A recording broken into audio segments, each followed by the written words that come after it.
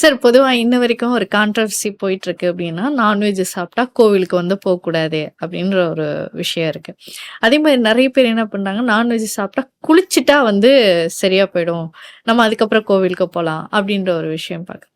நம்ம நெறைய அ குலதெய்வங்களான முனியப்பன் ஆகட்டும், கருப்பு சுவாமி ஆகட்டும், இது இவங்களுக்கு எல்லாமே அவங்களுக்கு வந்து நம்ம நம்ம நான்வெஜ் தான் வந்து படைக்கிறோம்.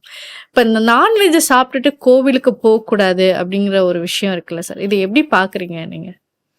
நான்வெஜ் ஆக்சுவலி அது ஒரு ஜஸ்ட் எ ஃபுட்டுன்னு தான் நான் சொல்லுவேன்.